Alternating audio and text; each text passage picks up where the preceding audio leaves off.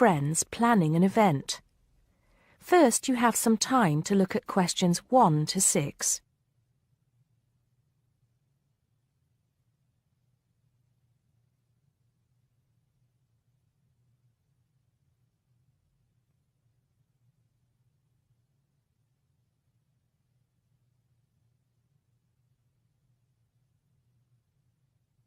Now we shall begin. You should answer the questions as you listen because you will not hear the recording a second time. Listen carefully and answer questions 1 to 6. Hello, Joan. I'm glad you could come. Hello, Peter. What's up? Is something the matter? No, everything's fine. It sounded urgent on the phone. Did it? It's just that I've had this idea and I wanted to see how soon we could get it off the ground. Well, don't keep me in suspense. You know they're planning to close down the local clinic. It was in the newspaper yesterday, but most people have actually known for some time. Well, I thought we should do something about it. What did you have in mind? I thought we could organise a charity event and donate the money to the clinic.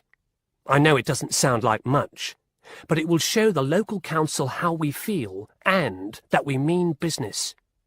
That'll take quite a lot of organising. Why don't we just hold a protest outside the town hall? A protest would take just as much organisation as an event like this. Besides, I think fewer people would turn up. A village fair or something like that would attract more people and get money for the clinic. People are more generous when they're enjoying themselves. OK then, it sounds good to me. How do we start? First, we put our heads together and come up with a list of people who'll be willing to help and people who can provide us with some of the things we need. For example, we might need a caterer to provide refreshments, a rock band for entertainment, tents and so on. Then, we do a lot of telephoning around and try to get everybody together at the same time in the same place. Sounds like a lot of work to me. Well, that's only the beginning. First things first, though. Let's decide now on who to get to the initial meeting and where and when to hold it. Fine. Well, the village hall would be the best place to have the meeting. It's not as big as the youth club, but it's warmer. There'll be no problem getting permission to use it, but I suppose it depends on how many people we invite. We don't want too many, otherwise the meeting will go on too long and nothing will get decided. But the village hall is a good idea. It's more official than having it in someone's living room. How many? 6 or 8 people to start with? 10 at the most? OK, now we have to decide on a suitable day and time. Suitable to everybody, I mean. A Saturday or Sunday would seem to be the best choice because people aren't at work on those days. But they may not like the idea of giving up a part of their weekend for a meeting. Unless we persuade them it's for a good cause, or that it's to their advantage, and that it'll all be a lot of fun. We'll provide refreshments, of course. What if some don't want to give up their weekend? Then we'll give them an alternative. Say, one evening in the week after everybody's finished work. We'll see which is the most acceptable to them, then book the hall. I can do the refreshments for the meeting. I'll get Darren and Maggie to help me. I'm sure they'll be more than willing. Before you hear the rest of the conversation, you have some time to look at questions 7 to 10.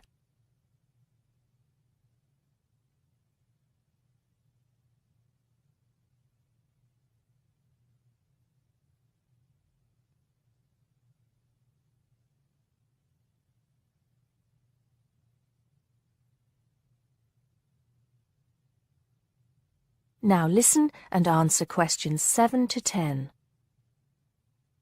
So, what's next on the agenda?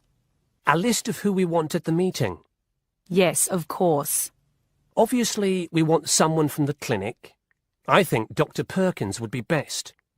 He can tell us exactly what the financial situation is there. You know, how much money it takes to keep the place running, and how important it is for the community to have the clinic. The vicar too. He can rally lots of support. And Mr. Sims, our Member of Parliament. He is very busy, but I think I can persuade him to come, or get his wife to persuade him to come. I see her quite a lot socially. That's great. 2 other people I have in mind are Freddie Smith. The journalist?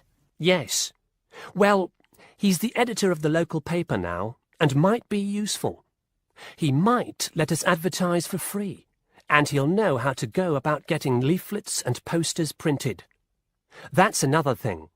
We'll need volunteers to put leaflets through people's doors and stick up posters all over the place. We can decide that at the meeting. What about the other person? What other person? You said you had 2 people in mind, Freddie Smith and... Oh, yes, Mr. Gates. Mr. Gates. Do I know him? You must do. He owns Greatfields Farm. We need a large area to hold the fete. Right. So how many have we got then? 7 or 8? There's Dr. Perkins, Mr. Sims, that journalist. Freddie Smith, you mean? Yes, him. And the vicar and Mr. Gates, the farmer. That's only 5. There's you and me. That's 7. That will do for now. Let's start making phone calls. That is the end of part 1.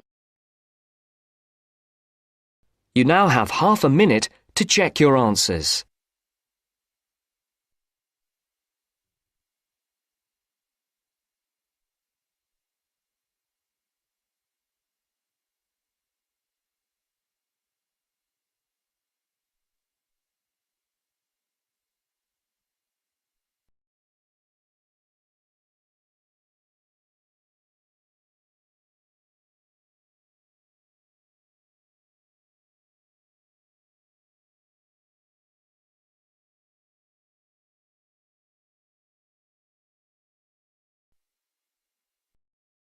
Now turns to part 2. Part 2. You'll hear a lecturer talking to students about a printing process.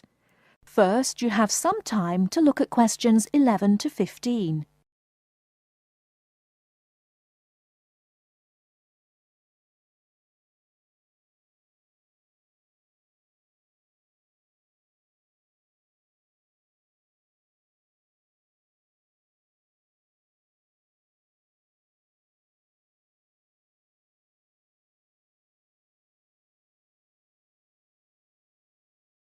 Now, listen carefully and answer questions 11 to 15.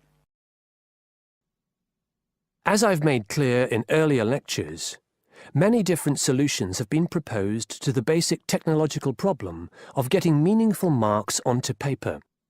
In other words, several different forms of printing have developed over the years, many of which are still in use today for different purposes. This week, I'd like to discuss the rotogravure process. This is one of the most widely used printing processes, and after describing how the process works, I'll be describing some of its industrial uses and the advantages and disadvantages of this form of printing. As the name implies, rotogravure is a form of printing in which large cylindrical pieces of metal rotate, while the paper to be printed passes between them. The paper is held in place against the printing surface by the impression roller. The weight of this roller is one of the factors that affect how much ink is actually transferred to the paper. Remember that this roller does not directly transfer ink onto the paper. The side in contact with the impression roller remains blank, and it's the other side of the paper which is actually the printed side. The impression roller presses the paper against the ink-bearing roller, generally known as the gravure cylinder.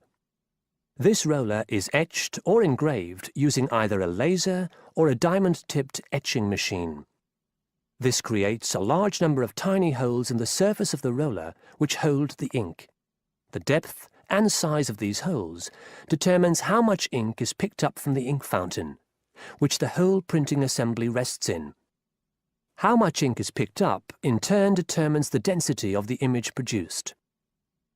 As it rotates, the lower roller picks up more ink on its surface than is required, and this needs to be removed before contact with the paper. A flat edge, called the doctor blade, scrapes against the surface and removes all ink which is not in one of the holes on the surface of the lower roller. This should lead to a clean image. Before you hear the rest of the talk, you have some time to look at questions 16 to 20.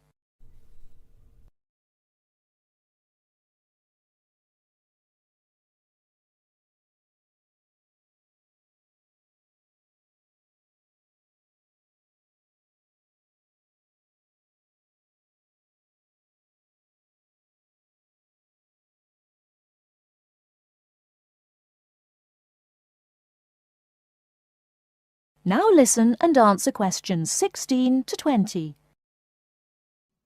Now that we understand a little of the mechanics of rotogravure printing, I'd like to look at it in the wider context of the printing industry and discuss the main uses. One of the main advantages of the rotogravure process is that the amount of ink which can be transferred to the paper is high compared to other printing methods. This means that a broad density range can be produced. In other words, with rotogravure, it's possible to produce many different light and dark shades, making it particularly suitable for reproducing photographs and fine art. For shorter print runs, some other processes may give a finer image, but rotogravure is ideal for jobs that involve printing, for example, 1 million magazines. One common place where you'll see printed matter that has been produced by rotogravure is in the advertising material that is often inserted into Sunday newspapers. Of course, it's not just paper that can be printed by rotogravure. It's a very flexible process, since the rollers used can be made to any size required. Whether it's consumer packaging or large rolls of floor covering that need to be printed, rotogravure is a relatively cheap, quick method that is used in a variety of industries. This isn't to say that rotogravure is without its disadvantages. Probably the main drawback is the fact that, with large areas of colour, the dots are visible, even without using any kind of magnifying aid. Now, does anyone have any questions about the rotogravure process? That is the end of part 2. You now have half a minute to check your answers.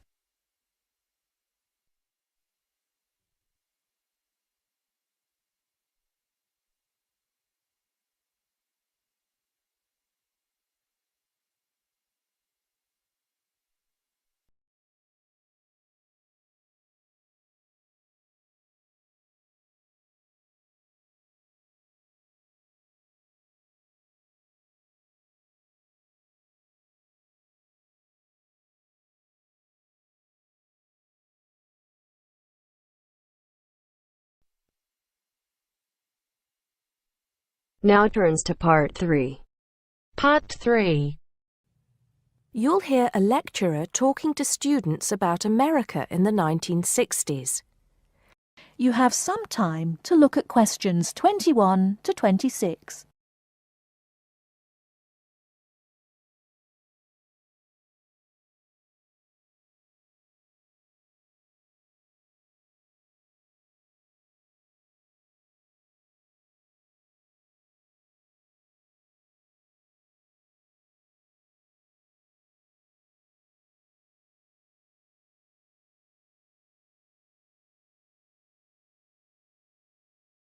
Now listen carefully and answer questions 21 to 26. We begin our examination of America in the 1960s with the usual caution. There is no sense in trying to understand any decade without looking at what came before. Those of you who still have outstanding coursework on the 1950s would do well to complete it now, if for no other reason than it will help make sense of the next series of lectures. But we must press on, and I'd like to begin my talk about the 60s with a reference to one of those things that came before, the post-war baby boom. With the end of the Second World War in 1945, there began in the USA an era of perceived prosperity and security. In short, people started to feel that the world was a much better and safer place to bring up children. So, at the start of the 60s, all those children born in the baby boom, 70 million in the US alone, were teenagers.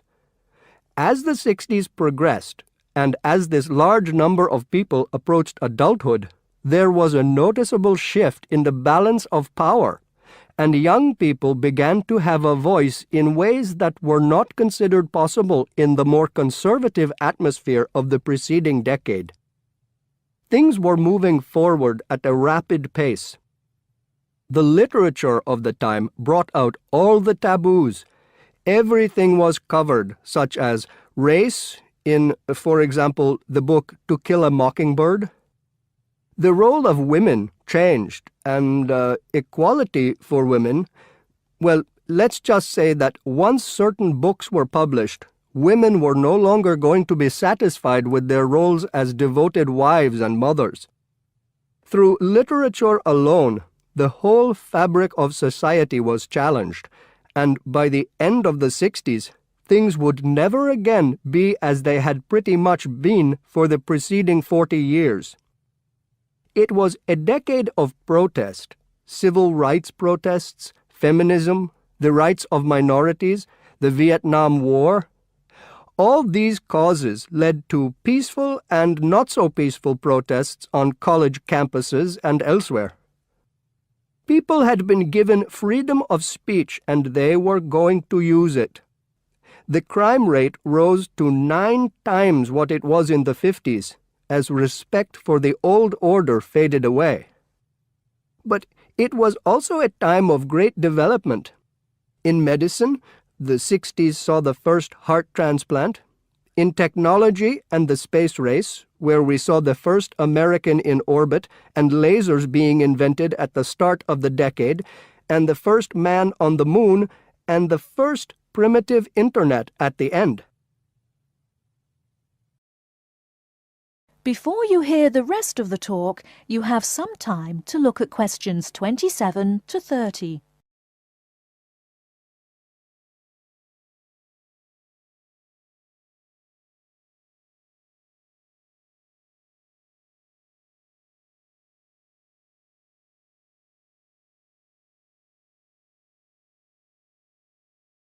Now listen and answer questions 27 to 30.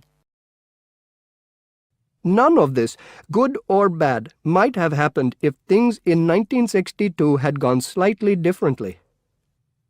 On October 16th, President John F. Kennedy met with his closest advisors at the White House. They had obtained photographic evidence showing that Cuba was building or installing nuclear weapons. It was widely believed that Cuba was preparing to fire these weapons at cities in the USA. Kennedy was faced with 3 choices: to try to resolve the crisis diplomatically by negotiating with Cuba and the Soviet Union, to take action to block the delivery of more weapons into Cuba, or to attack Cuba, destroying their weapons. Believing that the first option would end in failure and that the third option would lead to war, it was the second option that Kennedy chose. In doing so, he succeeded in preventing the buildup of more missiles. The Soviet Union then withdrew the weapons from Cuba. Most historians agree that if Kennedy had acted differently, the episode would have led to a full-scale nuclear war between the United States and the Soviet Union. Millions would have died, and the world would have been changed beyond recognition. That is the end of part 3. You now have half a minute to check your answers.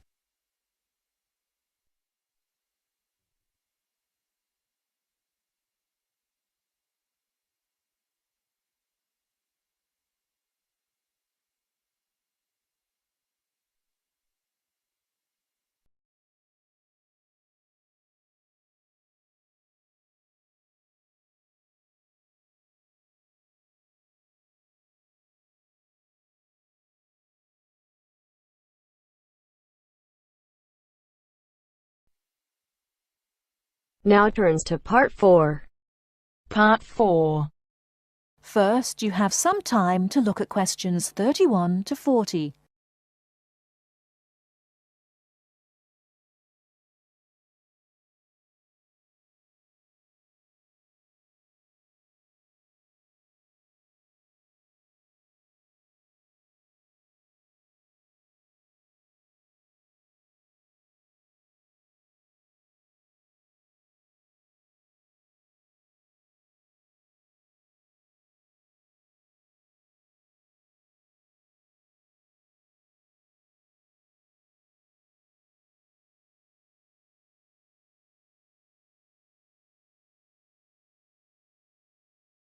Now, listen carefully and answer questions 31 to 40.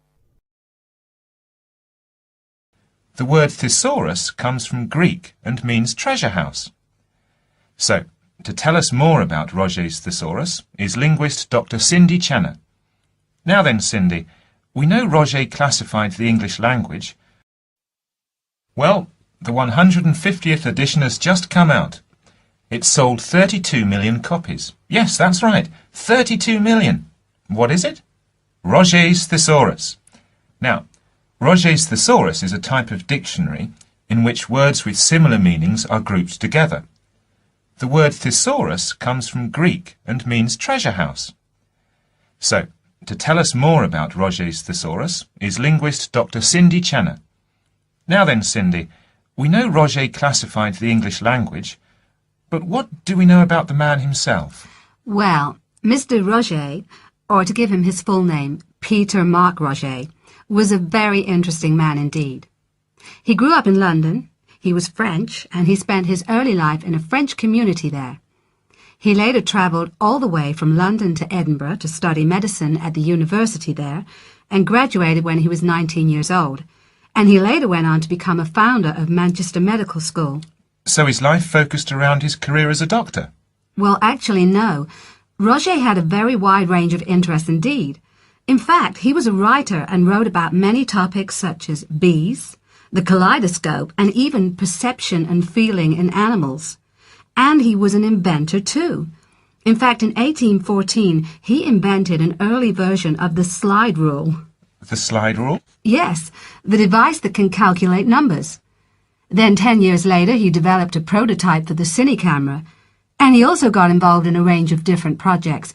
For example, he became head of a commission investigating London's water supply, and he developed a method of water filtration through sand. And he was involved in the area of education. He was one of the founders of London University. And do you play chess by any chance, Mark? Yes, I do. Well, Roget invented the travelling chess set. So next time you're playing a game of chess on a train, you have Mr. Roget to thank. So, how did he actually find the time to classify the English language? Well, he only turned his full attention to the thesaurus when he retired, and that was when he was in his 70s. So what inspired him to write the thesaurus? Well, Roget believed that he should bring as much happiness and knowledge to the greatest number of people. So, during his career as a doctor, he gave free treatment to patients who couldn't afford to pay. We also know that he set up a clinic to help poor people to recover from operations and serious illnesses. Basically, he wrote the thesaurus to help people learn. He aimed to help those who needed practice in writing. He believed that writing skills would help people become more independent and lead happier lives. How popular is the thesaurus today? Well, it was first published in 1852 and it has never been out of print since. In fact, the book has become more popular with each edition that comes out. The invention of the crossword puzzle in 1913 certainly helped to increase the sales figures, though. I think the main reason why it is so popular is that it's thematic. So you can come across words that you've never even thought of when you began looking for the word in the first place. Thanks, Cindy. Now join us again after this short break, when I'll be talking to Derek Spode, chairperson of East Anglian News. That is the end of Part 4. You now have half a minute to check your answers.